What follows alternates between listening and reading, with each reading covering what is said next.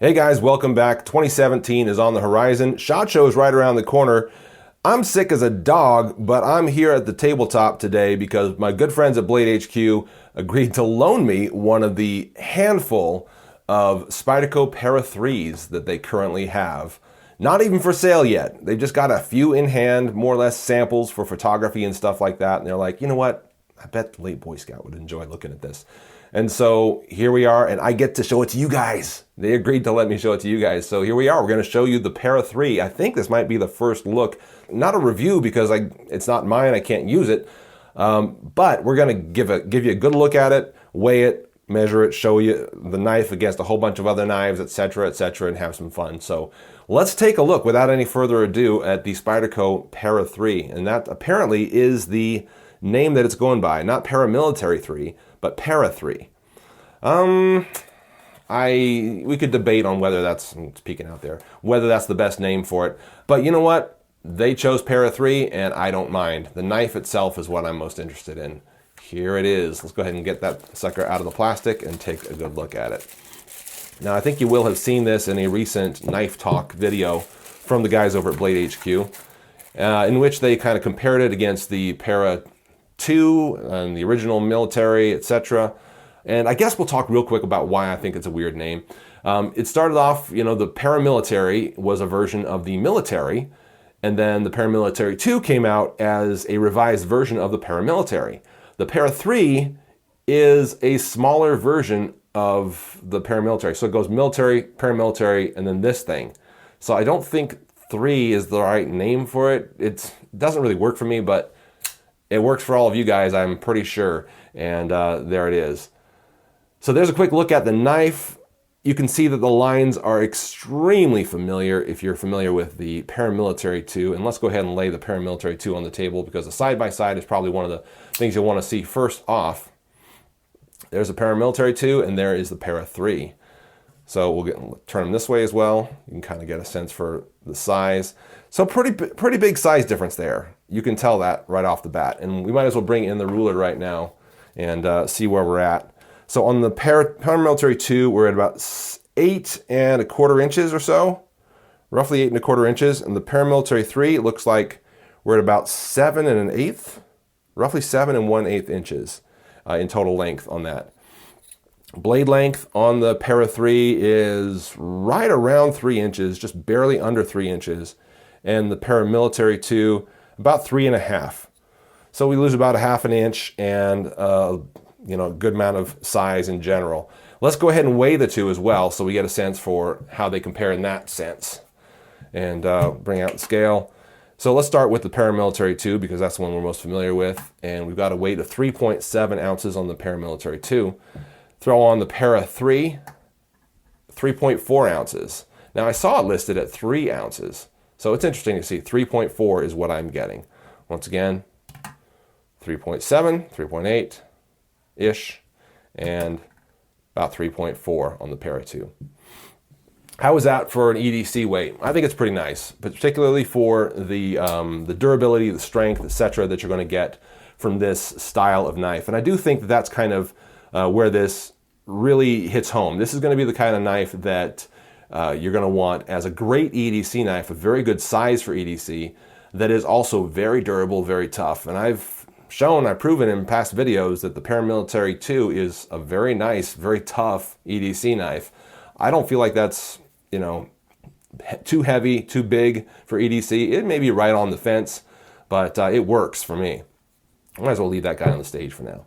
The Para 3, a little more EDC friendly, a little more, pocket friendly, and it's going to be just as tough in my opinion. It's got all the structure that the Paramilitary 2 has. You can see that the width is basically the same, and that the compression lock in there and all the other mechanics that basically make it a nice tough knife, it all appears to be the same. One big difference is that this is a stop pin. That's a stop pin as well, but this one is screwed into place. That one is basically just floating there, kind of like the lanyard hole does, which has never been a problem. And so these are really the two sort of structurally anchored points as far as screws are concerned, whereas you have 3 of those on the Paramilitary 2. You can also see a difference in the pocket clip. You see that effectively this is going to ride a little higher with a little bit more sticking out of your pocket than the Para 2 does, because of the fact that they had to reposition this clip to bring it along up here, sort of ahead of the lanyard hole instead of straddling alongside it as we have on the Para 2. And that's just due to the fact that they've recontoured that handle, to a fair amount. This is one of the things I love about Spyderco, by the way, is that when they take something that works, they're like, let's scale that down. They don't simply put it in the shrink machine and make it a smaller version, and you've got your full size there, and then, or your full size here, and then whoop, there's your small one. They don't do that. They actually recontour everything. They reshape everything. They keep some of the same dimensions where they need to keep them, and they reformulate and create new dimensions where they need to. Let's look at those finger choils and how those compare. Those finger choils look almost identical, as you can tell there. And so as far as real estate is concerned and grasping that finger choil and being able to get a nice, controlled grip on that knife, it'll feel pretty much identical to the Paramilitary 2. In fact, as I pinch that between my thumb and forefinger, I don't know that I can tell which knife is which. So that is very cool. You're going to have all the control, all the comfort that you had in the Paramilitary 2 on the Para 3 now as well. Really cool. The pocket clip appears to be the exact same pocket clip, and you can see that it is also 4-way repositionable, just as the Para 2 is. So that's a great feature, obviously keeping that. Let's talk about how this compares to a handful of other knives. Maybe let's start off with some Spyderco standards real quick. So there's the Para 3, and let's bring in, how about this guy, the Spyderco, this would be the Persistence, I believe. And you can see that they are very much neck and neck in size and in purpose.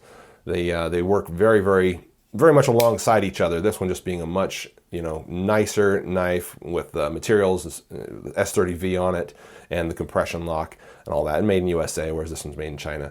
How about the Native? Yeah, you can get a real good sense, I think, this way, and how these knives all stack up and how this fares in comparison to all the other Spyderco models. How about the Cetaphonte 3?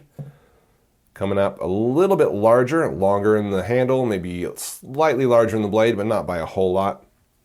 Then can't do a side-by-side of this size of knife without bringing in the Spyderco Sage 1, which if we set that right next to the Para 3, oh, those guys are very much neck and neck. Very much so. It really comes down to a personal preference if you were to choose between the two. And I think that they're going to be very close in price. I haven't mentioned that yet, and I don't have a final number on it, but I think that this is going to be right around 120, maybe 115 at the low end. You guys are definitely wanting to see this one too, I'm sure, the Delica. And that's how it stacks up to that guy. And let's go ahead and do a neck and neck side by side with those two. And you can see how they are very much analogous to each other as far as blade length, as far as handle length. This one will be quite a bit lighter than that one, and perhaps a lighter duty knife as well. Might as well give you weight on the Delica since we've got it here. It's something of note, I think. The Delica coming in at 2.3 ounces versus, what was this one, I think 3.4. Yeah, so, considerably heavier duty knife there. I guess we might as well weigh some of these other guys. 3.5, roughly the same. 2.4. Cetaphonte coming in at 2.4, and Sage 1 at 3.2. So that's a sense of how it stacks up to a lot of the other Spydercos in its same size range. And yeah, there are several others out there. Either I don't own them or just wasn't able to get a hold of them, or both. But let's go ahead and put it up against a couple of other knives from other manufacturers. Here's one I think that I for one carry a lot, and I think a lot of you are very familiar with. There's the Kershaw Leek. That's how it stacks up against the Leek. And let's see how it looks against the Benchmade 940-2. Looks pretty good. 940-2 coming in a lot more expensive. And there is the Rat Model 2. How it looks against that. There is the Griptilian, the Mini Griptilian, I should say. And let's go ahead and do a side-by-side with that, because you'll want to know that, I'm pretty sure. You get a bit more handle on the Para 2 than you do on the Grip, but about the same amount of blade. Just about the same amount of blade. And What other knives do we want to bring in? Oh gosh, there's so many other ones we could bring in. Here's one that I have not reviewed yet, but expect to probably sometime soon in 2017, and that's this guy right here, the Boker Patriot. A lot of folks are wondering, is this a Delica killer? Let me set the Delica here real quick. I'll just give you a little spoiler warning. Nope, it's not a Delica killer. It's pretty good, but it does not kill the Delica in my opinion. The Delica has got far better fit and finish than the Patriot does, in my opinion. And we'll talk more about that in the review when we get around to it in 2017 sometime. How about this guy right here? This would be the Southern Grind Spider Monkey. Yeah, Spider Monkey there. On the high end for price, but a beauty of a knife. What about the Cold Steel Mini Recon 1? There's a sense of how it stacks up against that guy. And I think we're down to maybe the last one or two knives. This is the Benchmade, I think it's called the Foray. I lost track of all the different names, but that's how it compares to that guy there. Foray, feeling a little bit heavier in hand, but real nice too. And again, there's how it kind of stacks up against a lot of other very popular knives out there currently, and ones that I, for one, definitely dig. One other, just because I have it on the table and I want to give you guys a slight preview of it. This is one that I've been testing for a good portion of the end of 2016, and you'll see a review at some point in 2017. And that's the Homefront by CRKT. Ken Onion design. This is that knife that takes down very quickly without without any tools. It's a really cool design, and we'll talk about it in 2017, as I said before, but there's a quick idea of how it stacks up against that knife as well. As a reminder, I have not used this knife, and I'm not going to. I've got to get it back to Blade HQ because it belongs to them. But I'll give you some quick predictions about how it's going to perform perfectly. I think it's going to be a fantastic EDC folder. It's going to carry well, it's going to perform well, it's going to cut well.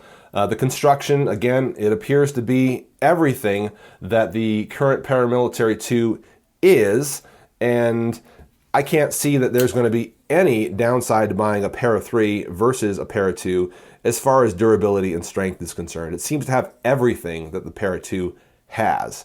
And so with that in mind, you're basically getting the exact same knife in a slightly easier to carry package. As far as colors, as far as I know, this black is all they're going to introduce or all they're going to offer to start.